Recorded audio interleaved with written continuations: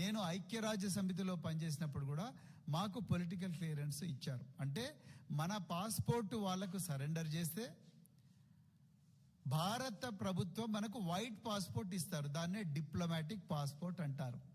నువ్వు blue passport పెట్టుకొని white passport పెట్టుకొని రెడ్ పెట్టుకొని పోతా అంటే కుదరదు.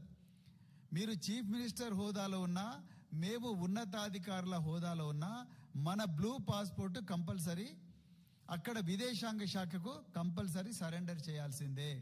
చేస్తే అప్పుడు నీకు వైట్ పాస్పోర్ట్ ఇస్తారు. ఆ వైట్ పాస్పోర్ట్ అంటే డిప్లొమాటిక్ పాస్పోర్ట్. అంటే ఎవరికి లేనన్ని ప్రివిలేజెస్ మీకు ఉంటాయి ఇమిగ్రేషన్లో. సో ఆ డిప్లొమాటిక్ పాస్పోర్ట్ రావాలంటే తప్పనిసరిగా మినిస్ట్రీ ఆఫ్ ఎక్స్టర్నల్ అఫైర్స్లో 15 రోజుల ముందరనే మీరు అప్లై చేయాలి. 15 రోజుల ముందర మీరు అప్లై చేసిన తర్వాత, ఇది స్టాండర్డ్గా వస్తున్న ప్రొసీజర్. దాదాపు 15-20 సంవత్సరాల నుంచి ఇదే ప్రొసీజర్ ఉంది. మీరు 15 రోజుల కన్నా అంతకన్నా ముందరనే అప్లై చేసి మీరు ఏ కార్యక్రమాలు చేయడం కోసం వెళుతుంటే ఆ కార్యక్రమాల వివరాలన్నీ కూడా ఆ వెబ్సైట్లో epolclearance.gov.in అని చాలా క్లియర్గా ఉంటుంది.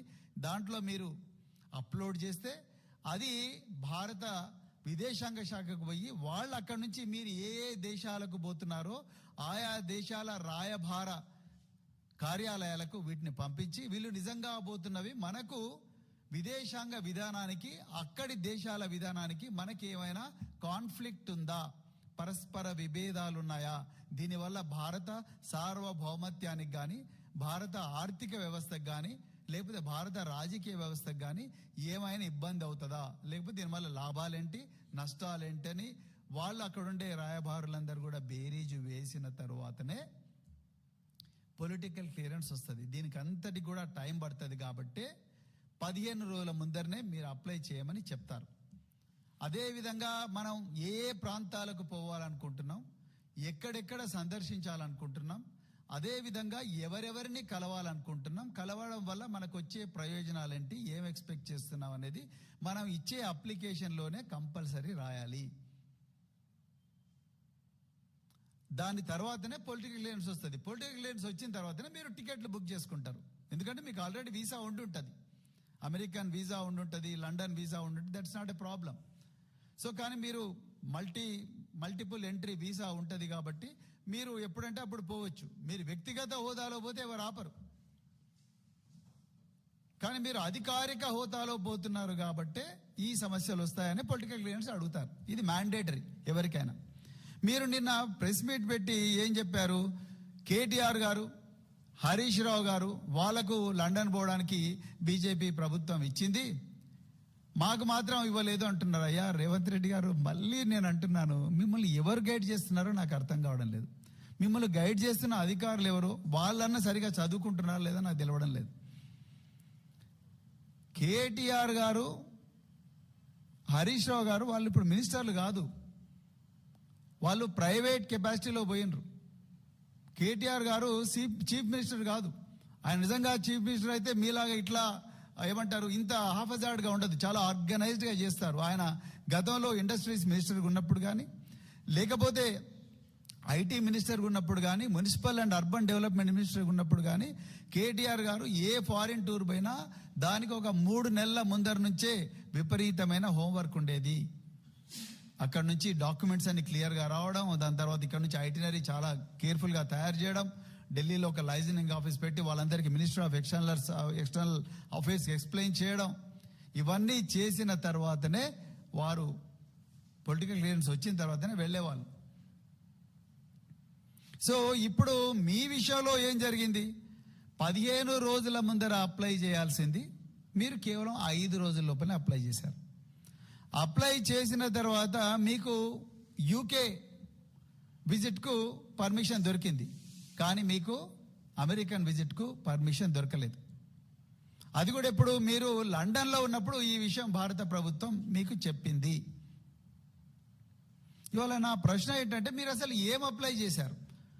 మీరు నిన్న డాక్యుమెంట్స్ మీడియాకు రిలీజ్ చేస్తారని మేమందరం అనుకున్నాం. ఎందుకంటే భారత ప్రభుత్వం మీ మీద ఘోరమైన అభాండం వేసింది.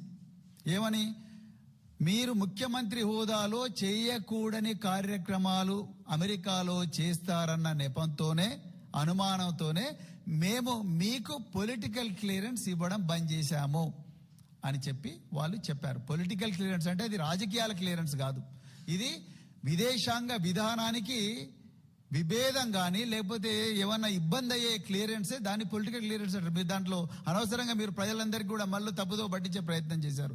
నేను కాంగ్రెస్ అయినందుకే, వాళ్ళు బీజేపీ అయినందుకే చేశారు.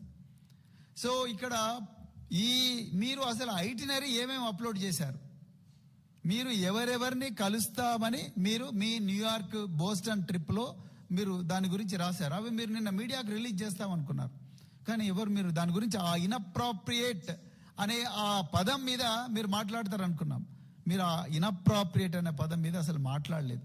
మీ ఐటినరీ మీరు ఏమేమి అప్లోడ్ చేశారో మాట్లాడలేదు. మీరు ఊరికనే హార్వర్డ్, ఎంఐటి, లేకపోతే నార్త్ ఈస్టర్న్ యూనివర్సిటీ, దాని తర్వాత Virginia institute of technology, ivy leagues, వాటి గురించి మీరు చెప్పారు. కానీ మీరు దాంట్లో కొంత ఇంకా డీప్గా మీరు పోయారు. ఏమన్నారు, మేము కొంత కీ స్టేక్ హోల్డర్స్, స్ట్రాటజిక్ పార్ట్నర్స్ని కలుస్తామంటున్నారు. ఆ కీ స్టేక్ హోల్డర్స్ పేర్లు ఏమైనా మెన్షన్ చేశారా? మీరు ఇలా మీడియాలో చాలా రోజుల నుంచి వస్తుంది, మీరు జోహ్రాన్ మమ్దాన్ని కలుస్తారనో లేకపోతే జేడీ వాన్స్ని కలుస్తారనో ఇంకెవరినో కలుస్తారని మీరు అవన్నీ మెన్షన్ చేశారా? ఆర్ చేయలేదా? మీరు లండన్లో మాయా ట్యూడోర్ అని చెప్పి ఒక ప్రొఫెసర్ను కలిశారు ఆక్స్ఫర్డ్ యూనివర్సిటీలో. ఆమెను కలుస్తున్నాను అని చెప్పి మీరు మీ ఐటినరీలో మెన్షన్ చేశారా? నేను లేకపోతే విజయ్ కుమారో ఇంకెవరో పోయి మేము కలవచ్చు, మేము అధికారిక హోదాలో లేము. But you are a chief minister, you have minority affairs minister mister Azharuddin with you, and your entire tour is being funded by public money. అలాంటప్పుడు మీరు ప్రతి రికార్డు కూడా భారత ప్రభుత్వానికి ఇవ్వాలి. ఇలా కాంగ్రెస్ వాళ్ళు బీజేపీ వాళ్ళు ఏం డ్రామా ఆడుతున్నారంటే, బీజేపీ వాళ్ళు ఏమో ఇన్అప్రాప్రియేట్ రీజన్స్ అనే చెప్తున్నారు, అంతే తప్ప ఇన్అప్రాప్రియేట్ అంటే ఏంటి దాని గురించి బీజేపీ వాళ్ళు మాట్లాడరు. ఈయననేమో ఏమేమి ఐటినరీ అప్లోడ్ చేసిండో ఈయన చెప్పడు, చీఫ్ మినిస్టర్ కార్యాలయం చెప్పదు. ఈ స్ట్రాటజిక్ పార్ట్నర్స్ అంటే ఎవరు, కీ స్టేక్ హోల్డర్స్ అంటే ఎవరు, ఈ యూనివర్సిటీలో ఎవరెవరిని కలుస్తున్నారు, వాళ్ళ నుంచి మీకేమన్నా ఇన్విటేషన్స్ వచ్చినాయా, అంతకన్నా ముందు ఏమైనా సంప్రదింపులు జరిగినాయా అనే వాటి గురించి ఎవరు చెప్పరు. అదేవిధంగా మరి ఇంకొక గమ్మత్తైన విషయం ఏంటంటే, బీజేపీ కూడా కావాలని గేమ్ ఆడుతున్నది. ఏమని, ముఖ్యమంత్రికి పర్మిషన్ లేదు కానీ ఇద్దరు అధికారులను మాత్రం మేము పంపిస్తాం. మరి ముఖ్యమంత్రి లేకుండా అధికారులు ఏం చేస్తారు? వాళ్ళు ఎవరితో మాట్లాడతారు? అసలు పోవాల్సిన అవసరం ఉందా అనేది రెండవ ప్రశ్న. అది దాని గురించి నేను ఒక నిమిషం తర్వాత మాట్లాడతాను. సో ఇక్కడ బీజేపీ ఏం గేమ్ ఆడుతున్నది, మేము ఇన్అప్రాప్రియేట్ రీజన్స్ అంటే చేయకూడని కార్యక్రమాలు ముఖ్యమంత్రి చేస్తాడన్న అనుమానంతో అమెరికా పర్మిషన్ ముఖ్యమంత్రికి ఇవ్వలేదు అంటున్నారు. అంటే రేవంత్ రెడ్డి గారికి ఇవ్వలేదు. రేవంత్ రెడ్డి గారు ఏం చెప్తున్నారు, ఆ ఇన్అప్రాప్రియేట్ కంటెంట్ ఏందో చెప్పయ్యా బాబు అంటే ఆయన చెప్తలేడు. మీరు అప్లోడ్ చేసిన ఐటెంని మీరు రిలీజ్ చేయరు, ఆ కీ స్టేక్ హోల్డర్స్ ఎవరో చెప్పరు, స్ట్రాటజిక్ పార్ట్నర్స్ ఎవరో చెప్పరు. మీకు కేంబ్రిడ్జ్ తోని, ఎల్ఎస్సి తోని, అంటే ఎల్ఎస్సి అంటే లండన్ స్కూల్ ఆఫ్ ఎకనామిక్స్ తోని, ఆక్స్ఫర్డ్ తోని ఏమేమి కమ్యూనికేషన్ జరిగిందో మాకు చెప్పండి అంటే మీరు చెప్పరు. హార్వర్డ్ తోని, ఎంఐటి తోని, ప్రిన్స్టన్ తోని, మిగతా గొప్ప గొప్ప యూనివర్సిటీతో ఏం కమ్యూనికేషన్ జరిగిందో అది మీడియాకి రిలీజ్ చేయాలి కదా, లేకపోతే మాకు ఎట్లా తెలుస్తుంది? లేకపోతే బీజేపీ వాళ్ళని చెప్పాలి. బీజేపీ వాళ్ళు చెప్పరు, కాంగ్రెస్ వాళ్ళు చెప్పరు. తెలంగాణ ప్రజలను అమాయకులుగా మరి వాళ్ళ చెవుల్లో పూలు పెట్టే ప్రయత్నం ఇలా రేవంత్ రెడ్డి గారు, అదేవిధంగా మరి బీజేపీ నాయకులు ఇద్దరు కలిసి చేస్తున్నారు. ఇక పొలిటికల్ క్లియరెన్స్ ఇది మొదటిసారా డినై చేయడం? వాళ్ళకు, భారత ప్రభుత్వానికి, అక్కడి గూఢాచార సంస్థలకు, లేకపోతే విదేశాల్లో ఉండే గూఢాచారులకు వీళ్ళు ఏమైనా తప్పులు చేస్తారు అన్న విషయం తెలిస్తే దీనివల్ల భారత యొక్క ఏమంటారు ఇంటిగ్రిటీకి, సావరినిటీకి ఏమైనా దెబ్బ ఉంటుంది అని అనుకుంటే వాళ్ళు వెంటనే ఇండియన్ గవర్నమెంట్కు మెసేజ్ పంపిస్తే పొలిటికల్ డినై అవుతుంది. ఇలా బీజేపీ ప్రభుత్వం ఒక్కటే కాదు, గతంలో కాంగ్రెస్ ప్రభుత్వం కూడా పొలిటికల్ క్లియరెన్స్ చాలా మందికి డినై చేసింది. నిజానికి 2012లో తరుణ్ గొగోయ్ అనే ఒక అస్సాం చీఫ్ మినిస్టర్, ఆయన నేను విదేశాలకు పోతా అంటే అప్పుడున్న కాంగ్రెస్ ప్రభుత్వం నో అని చెప్పి మరి డినై చేసింది. బీజేపీ ప్రభుత్వం కూడా యాజ్ యూజువల్ మనందరికీ కూడా తెలుసు, ప్రతిపక్షాల గొంతు నొక్కడం, అదేవిధంగా చిన్న చిన్న రాష్ట్రాల గొంతు నొక్కడం, ఇవన్నీ కూడా వీళ్ళు చేస్తూ ఉన్నారు. మమతా బెనర్జీ గారిని విదేశీ యాత్రకు బంద్ చేశారు. అదేవిధంగా మన కర్ణాటకలో ఒక మినిస్టర్ యొక్క విదేశీ యాత్రను కూడా బంద్ చేశారు.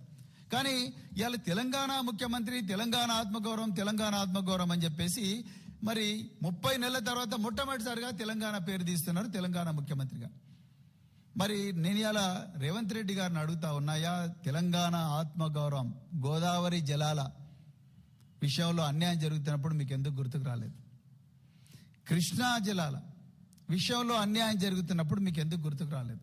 బనకచెర్ల విషయంలో అన్యాయం జరుగుతున్నప్పుడు మీకు ఎందుకు గుర్తుకు రాలేదు? మనకు రావాల్సిన నిధులన్నీ కూడా ఆంధ్రప్రదేశ్కు చంద్రబాబు నాయుడు గారు తీసుకుపోతున్నప్పుడు మీకు తెలంగాణ ఆత్మగౌరవం ఎందుకు గుర్తుకు రాలేదు?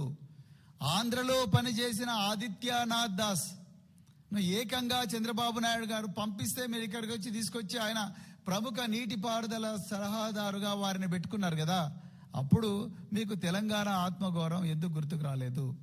ఇక్కడికి రావాల్సిన నిధులన్నీ కూడా నరేంద్ర మోడీ గారు నరేంద్ర మోడీ గారు ఆయన రాష్ట్రం ఇంకా మిగతా రాష్ట్రాలకు వాళ్ళ దగ్గరుండే రాష్ట్రాలకు తీసుకుపోతుంటే ఆ రోజు మీకు తెలంగాణ ఆత్మగౌరవం ఎందుకు గుర్తుకు రాలేదు? తేజస్వి సూర్య బీజేపీ ఎంపీ పార్లమెంటులో ఘోరంగా తెలంగాణ ఉద్యమాన్ని తెలంగాణ రాష్ట్రాన్ని కించపరుస్తూ మాట్లాడినప్పుడు మరి తెలంగాణ ఆత్మగౌరవం మీకు గాని మీ పార్లమెంటు సభ్యులకు గాని ఎందుకు గుర్తుకు రాలేదు? సడన్ గా ఈరోజు రేవంత్ రెడ్డి గారికి ఎందుకు ఉక్రోషం వస్తుంది? ఇంటికి పోకుండా డైరెక్ట్ సచివాలయానికి వచ్చే ప్రెస్ మీట్ ఎందుకు పెట్టిండు అంటే ఫ్యూచర్ సిటీలో రేవంత్ రెడ్డి గారి ఆత్మ ఉన్నది, అక్కడే ఉంది. బాలనాగమ్మ కథలో చదువుకున్నాం కదా, అట్లనే ఫ్యూచర్ సిటీలోనే రేవంత్ రెడ్డి గారి ఆత్మ ఉన్నది. ఆయన బాధ అంతా ఏంటంటే నేను ఫ్యూచర్ సిటీని ఒక గొప్ప రియల్ ఎస్టేట్ ఎంటర్ప్రైజ్ గా చేయాలని చూస్తా ఉన్నాను. అక్కడ మాకు 3,000 ఎకరాల భూమి ఉన్నది. మాకు అంటే రేవంత్ రెడ్డి గారికి వాళ్ళ బ్రదర్స్ కు వాళ్ళ కుటుంబ సభ్యులకు అందరికి కూడా 3,000 ఎకరాల భూమి ఉన్నది. ఈ భారత్ ఫ్యూచర్ సిటీ అనే ఒక అభూత కల్పన, ఆ ఫ్యూచర్ సిటీని మీ జాకీలు పెట్టి లేపాలి, దాని రియల్ ఎస్టేట్ ఫుల్ గా లేపాలని చెప్పేసి మొదట యంగ్ ఇండియా స్కిల్ యూనివర్సిటీ అని పాలిటెక్నికల్తో ఫుట్బాల్ ఆడుతూ ఉన్నాడు. ఆ పిల్లల జీవితాలతోని ఆట ఆడుకుంటా ఉన్నారు. అదే విధంగా ఇప్పుడు నేను ఫారిన్ యూనివర్సిటీలు తీసుకొస్తా అని చెప్పి రేవంత్ రెడ్డి గారు నేను అమెరికా పోతా, లండన్ పోతా, అక్కడ నుంచి ఆక్స్ఫర్డ్ తీసుకొస్తా, అక్కడ నుంచి కేంబ్రిడ్జ్ తీసుకొస్తా, లేకపోతే MIT తీసుకొస్తా, యూనివర్సిటీ ఆఫ్ లండన్ తీసుకొస్తా, ఇంకోటి తీసుకొస్తా. ఎక్కడ తీసుకొస్తా? వరంగల్కి తీసుకురాడు, మహబూబ్నగర్కి తీసుకురాడు, నల్గొండకు తీసుకురాడు, వరంగల్కి తీసుకురాడు, నిజామాబాద్కి తీసుకుపోడు, ఆదిలాబాద్ తీసుకుపోడు, కేవలం ఫ్యూచర్ సిటీకే తీసుకుపోతాడంట. అంటే అక్కడ రియల్ ఎస్టేట్ ఎంటర్ప్రైజ్ చేయడానికి ఊర్లలో ఎట్లయితే జెండాలు వాతి యాటను కోసి పెద్ద బోర్డు పెట్టి ఒక గేట్ పెట్టి ఎట్లయితే అమాయక కస్టమర్లను ఏ విధంగా అయితే వెంచర్లకు లాగుతారో ఆ విధంగా వెంచర్లకు లాగే ప్రయత్నమే ఇక్కడ రేవంత్ రెడ్డి గారు చేస్తా ఉన్నారు.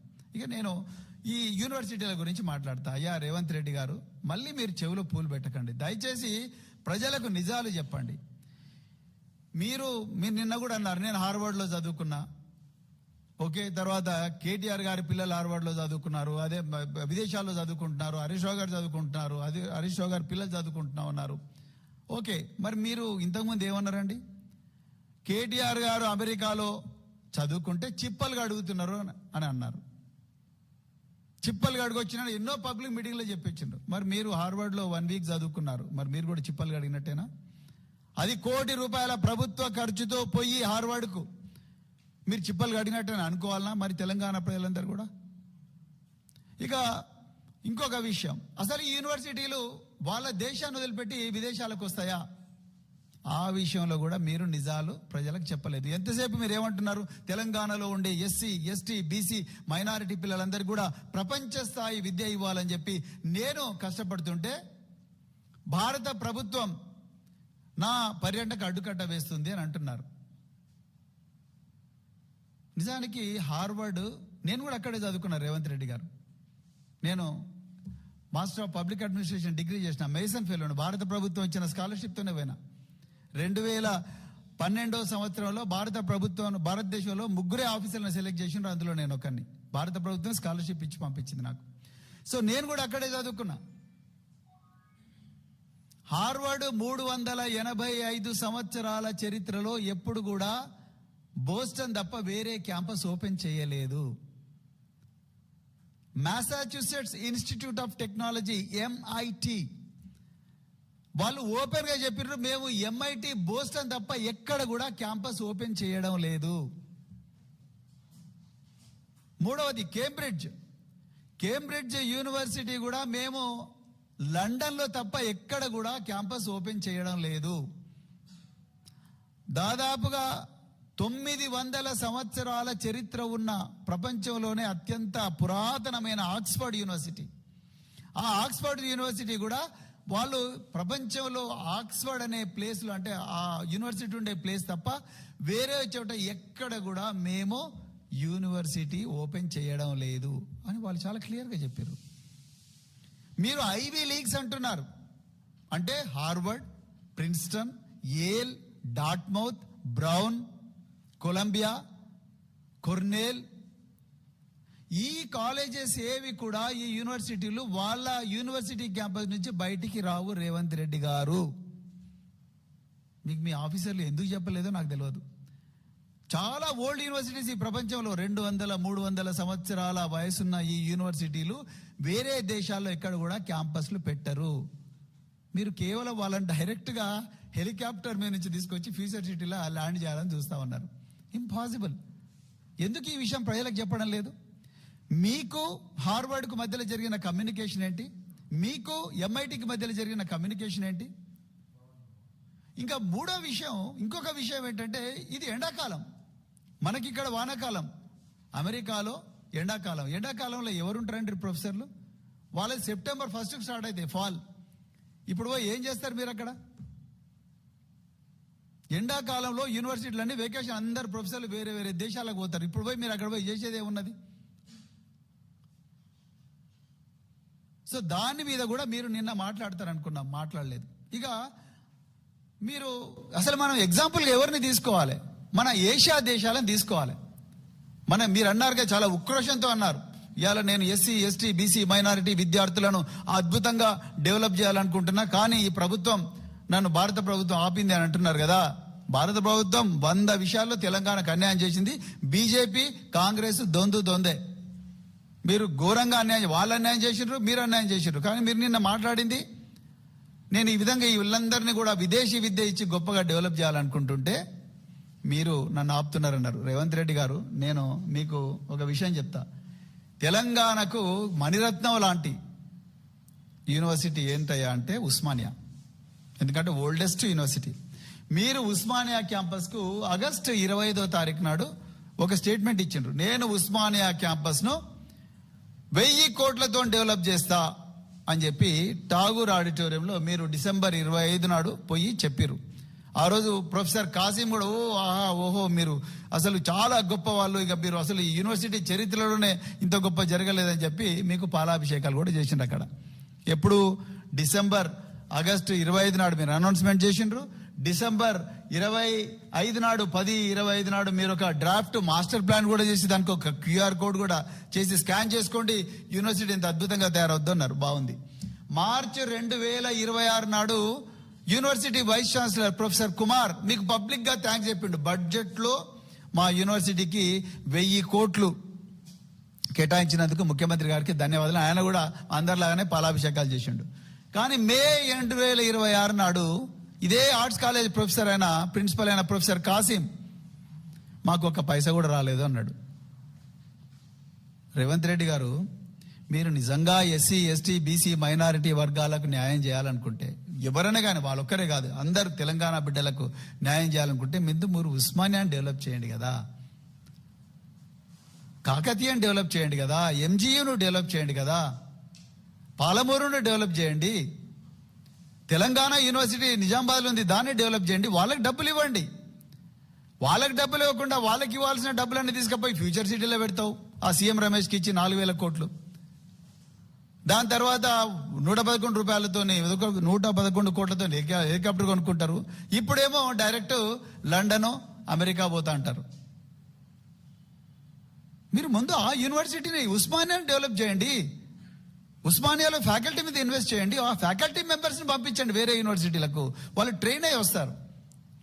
ఆ ఫ్యాకల్టీ మెంబర్స్ను జపాన్ పంపించండి. నిజానికి సింగపూర్, సౌత్ కొరియా, చైనా ఇవన్నీ కూడా వాళ్ళు హార్వర్డ్ను వాళ్ళ దేశాల్లోకి తీసుకురావాలని అనుకోలేదు రేవంత్ రెడ్డి గారు.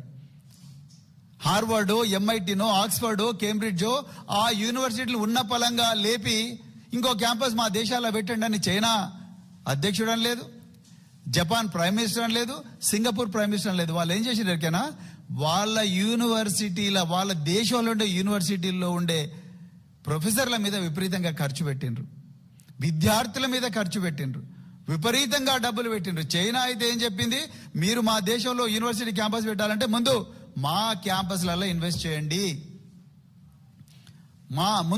మా దగ్గరకు వచ్చి మీరు ఏమేమి ఎక్స్పెరిమెంట్ చేస్తారో చూపియండి అని చెప్పి కండిషన్ పెట్టింది. ఇక సౌత్ కొరియా అయితే నో, మేమే డెవలప్ అవుతామన్నారు. సింగపూర్ కూడా అంతే, నేషనల్ ఇన్స్టిట్యూట్ ఆఫ్ సింగపూర్ వాళ్ళందరికీ వాళ్ళే డెవలప్ అయ్యారు. అదేవిధంగా Japan, university of Tokyo, Osaka, ఇవన్నీ కూడా వాళ్ళంతటికి వాళ్ళే రాత్రింబవళ్ళు కష్టపడి డెవలప్ అయినారు. మీరు రాత్రింబవళ్ళు కష్టపడి ఫ్యూచర్ సిటీని 4 బ్రదర్ సిటీగా మార్చాలని చూస్తున్నారు. మీకు వాళ్ళకు తేడా అదే. లేకపోతే ఏమున్నది, మీరు ఇంత స్ట్రాటజిక్ పార్ట్నర్స్ అన్నారు, అదన్నారు, ఇదన్నారు, మరి ఏమొచ్చింది?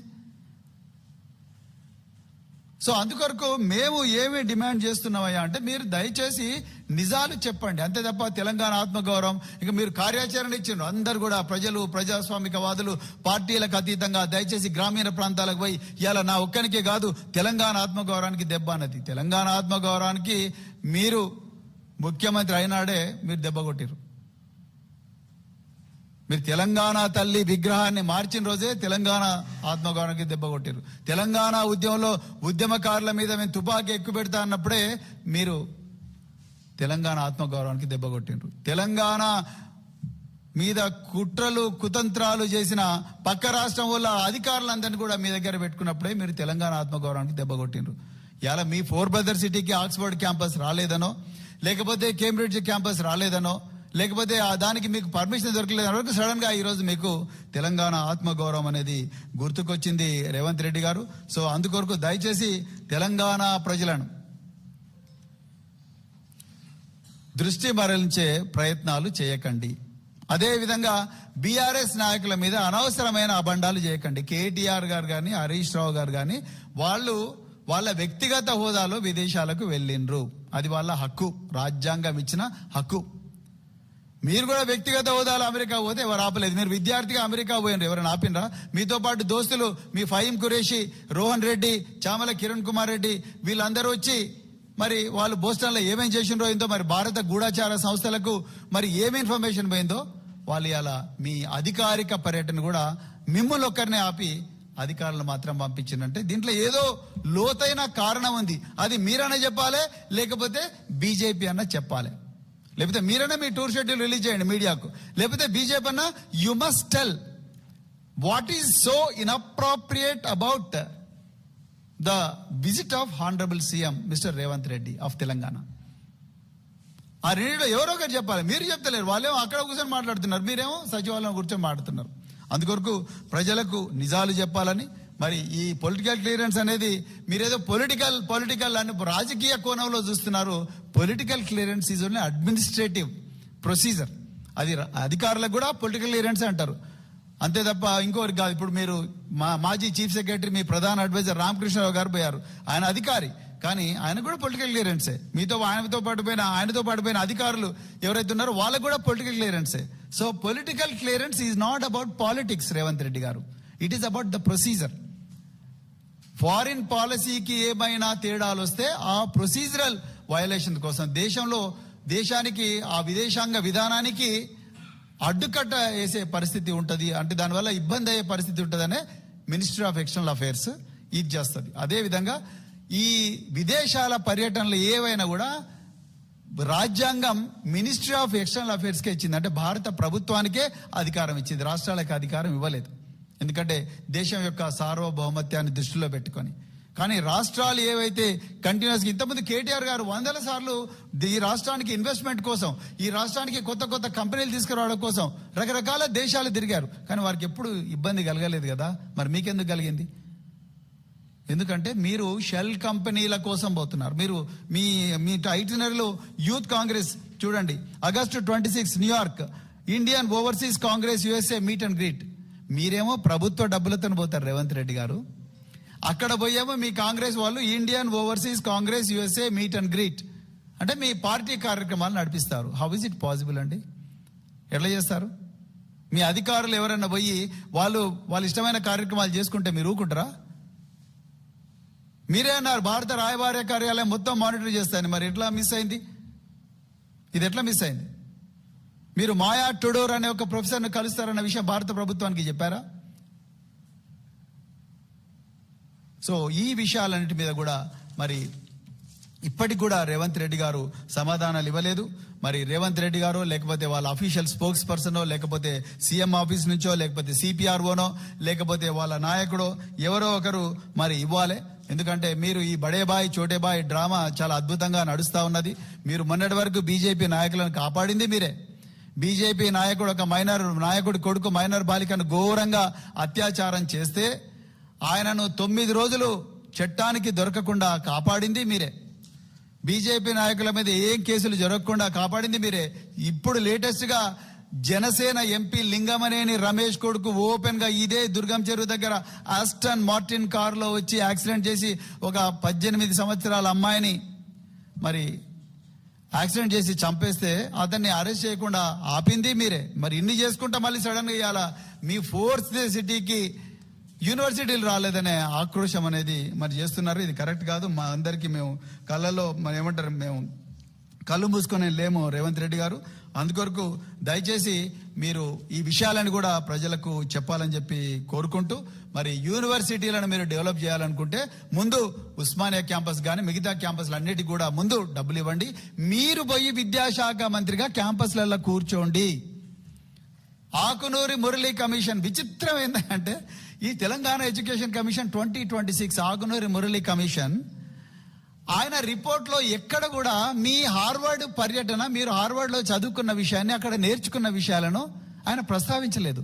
నిజానికి మీరు హార్వర్డ్ లో చదువుకున్న 1 వారానికి ఆయన ఖర్చు దాదాపు కోటి రూపాయలు. ఇక మీ దోస్తులు ఫహీం ఖురేషి, చామల, తర్వాత ఇంకా ఎవరు, రోహిన్ రెడ్డి, ఆ డక్కన్ సిమెంట్ తుపాకి పట్టి బెదిరించిన రోహిన్ రెడ్డి, వీళ్ళందరి ఖర్చులు వేసుకుంటే 2-4-5 కోట్లు అయితే మళ్ళీ మీరు ప్రైవేట్ విమానాల్లో ఎక్కడెక్కడ పోయినరో ఏందో.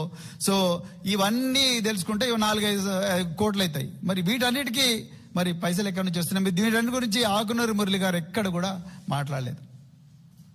ఆయన విద్యాశాఖ కమిషన్లో చెప్పాలి. ఇంకోటి, ఫారిన్ యూనివర్సిటీలు మన ఇండియాకు రావాలంటే యూజీసీ అప్రూవల్ కావాలి. యూజీసీ అప్రూవల్ కాకుండా ఫారిన్ యూనివర్సిటీస్ రావు. నేషనల్ ఎడ్యుకేషన్ పాలసీ చాలా క్లియర్ గా గైడ్ లైన్స్ ఫ్రేమ్ చేసింది.